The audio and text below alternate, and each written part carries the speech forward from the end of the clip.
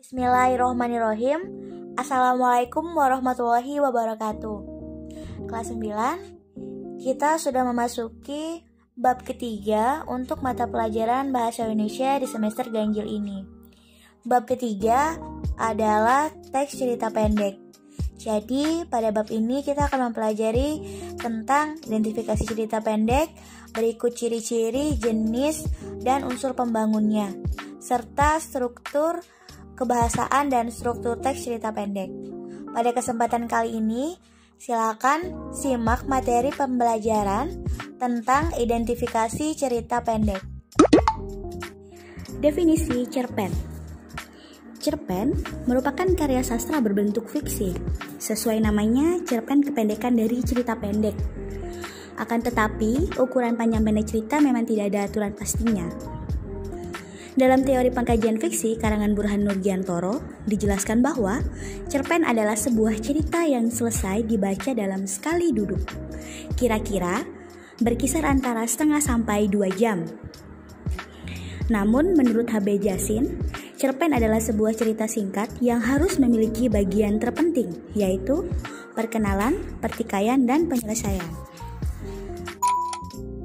Berdasarkan panjang pendeknya, cerpen terdiri dari beberapa variasi. Ada cerpen yang sangat pendek, bahkan mungkin pendek sekali. Ada istilah yang menyebutkan pentigraf atau cerpen 3 paragraf. Ada juga yang mengukur bahwa panjang cerpen berkisar 500-an kata. Cerpen sangat pendek itu juga disebut prosa mini. Misalnya dalam buku antologi cerpen, nama yang mendera karya Ibnu Wahyudi. Jadi, cerpen prosa mini biasanya ada pada kumpulan-kumpulan cerpen. Ada pula cerpen yang panjangnya sedang. Cerpen ini memiliki panjang hingga ribuan kata. Cerpen yang memiliki ukuran cerita sedang sering dijumpai pada majalah, surat kabar, dan tabloid. Selain 2 jenis cerpen tersebut, ada juga cerpen panjang yang terdiri atas puluhan ribu kata. Karya sastra ini sering disebut novelet.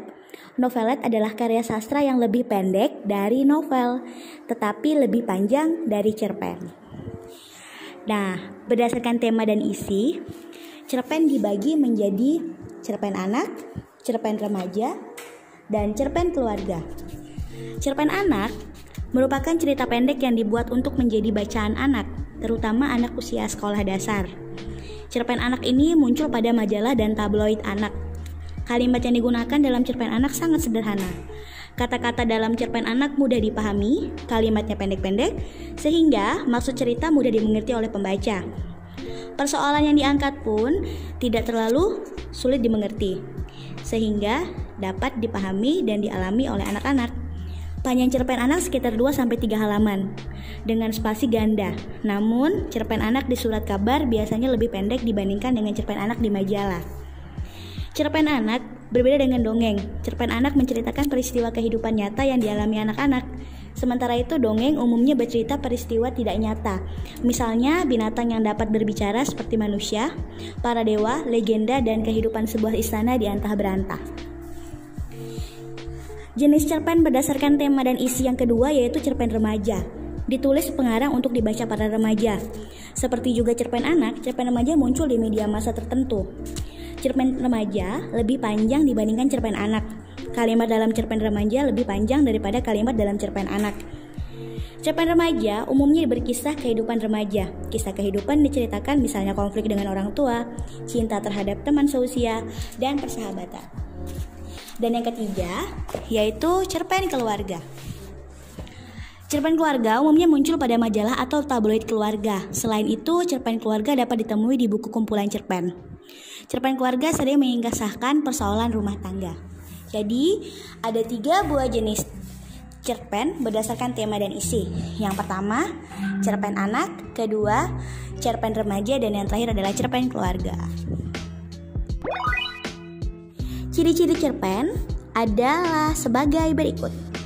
Yang pertama, panjang karangan lebih kurang 10 halaman. Yang kedua, habis dibaca sekali duduk. Ketiga, dalam cerpen hanya ada satu peristiwa yang menguasai jalan cerita. Keempat, terdapat konflik tetapi tidak menimbulkan perubahan nasib pelaku. Dan yang terakhir, perwatakan tokoh dilukiskan secara singkat. Jadi, Dalam artian ini, cerpen adalah suatu cerita yang mengisahkan satu saja masalah dan tidak mengubah nasib dari pelakunya atau dari tokohnya. Unsur-unsur pembangun teks cerita pendek itu terdiri dari dua, yaitu intrinsik dan ekstrinsik. Unsur intrinsik merupakan unsur-unsur yang membangun karya sastra itu sendiri dari dalam karyanya. Sedangkan unsur intrinsik itu meliputi dari tema, latar, dan penokohan.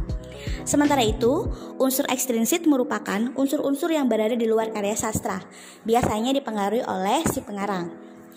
Unsur intrinsik cerita pendek yang pertama adalah tema.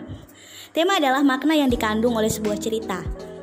Tema dapat bersinonim dengan ide utama atau tujuan utama. Jadi, tema merupakan gagasan dasar umum dasar cerita sebuah karya yang digunakan pengarang untuk mengembangkan cerita.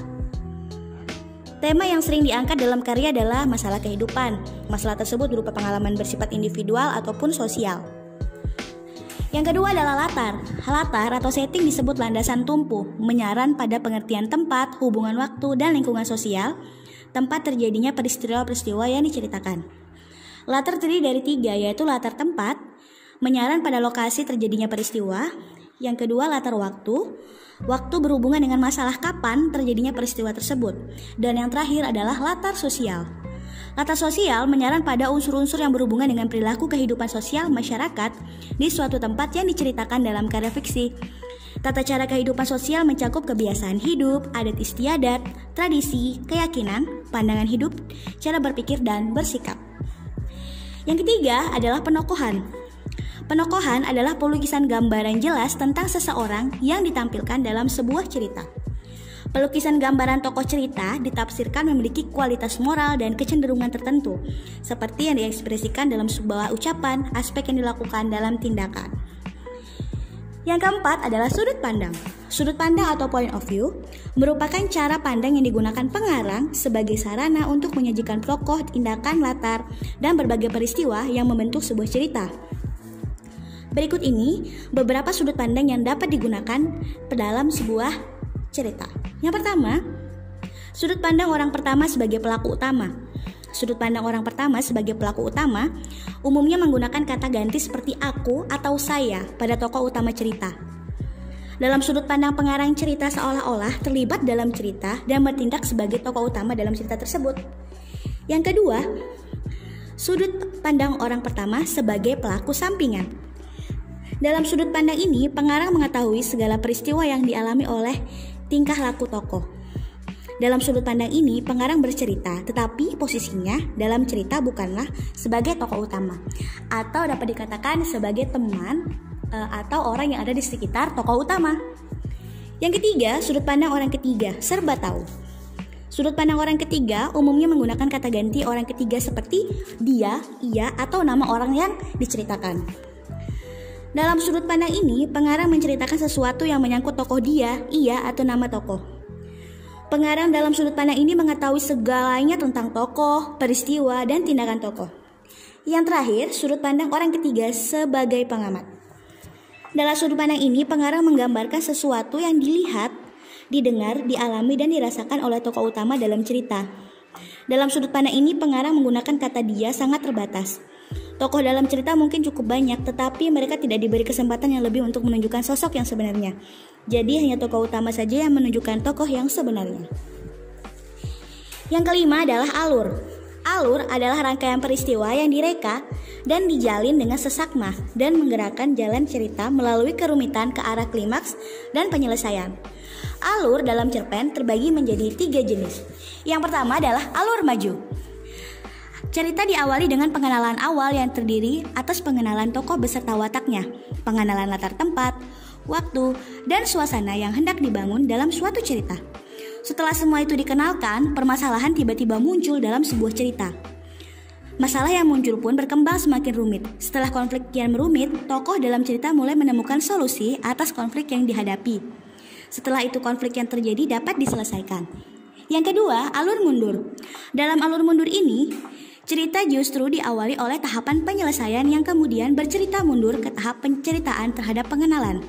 Cerita yang menggunakan alur ini biasanya berisi kisah kilas balik dengan tokoh dalam menjalani hidupnya. Yang ketiga, alur campuran atau maju mundur. Pada alur ini, tahap klimaks yang telah dipaparkan di awal cerita kemudian dimundurkan ke tahap pengenalan masalah. Paparan ini bertujuan agar pembaca bisa tahu asal mualah adanya konflik di cerita tersebut. Agar lebih memahami lagi permasalahan tersebut, alur cerita pada jenis alur ini dimundurkan kembali ke tahap pengenalan. Setelah itu, baru dinaikkan ke tahap anti klimaks dan berakhir di tahap penyelesaian. Unsur intrinsik yang terakhir adalah amanat. Amanat adalah pesan yang ingin disampaikan dalam sebuah cerita.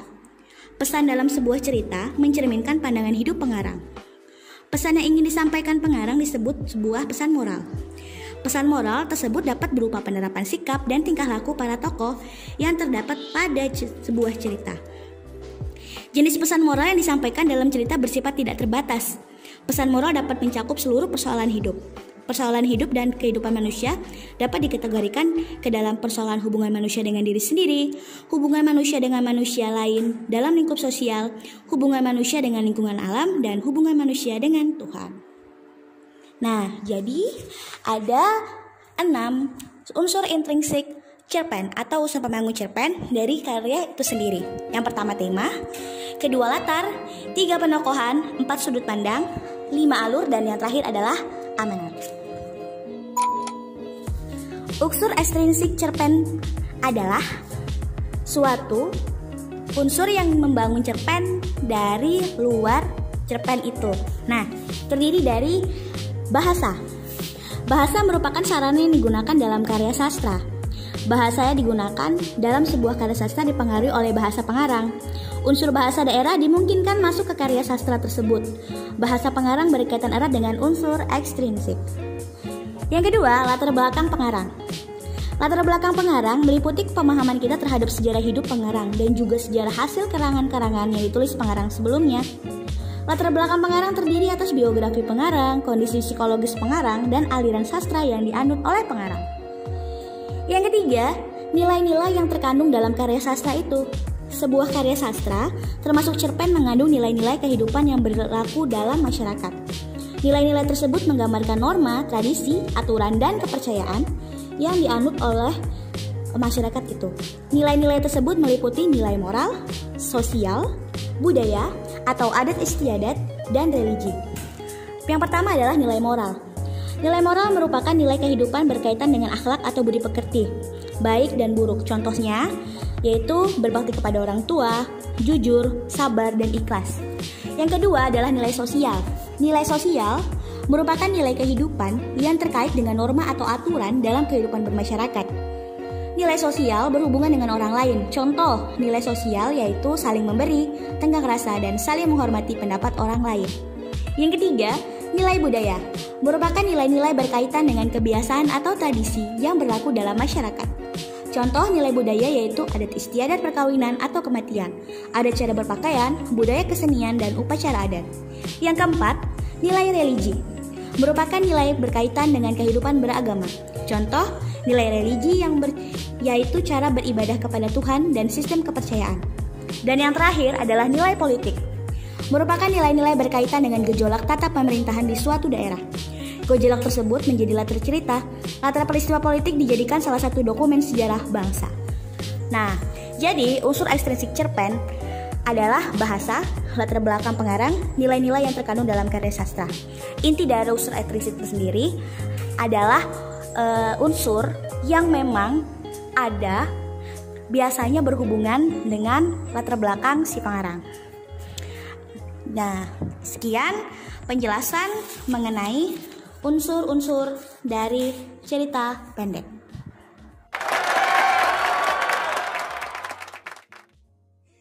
Alhamdulillahirobbilalamin. Terima kasih atas perhatian yang sudah diberikan.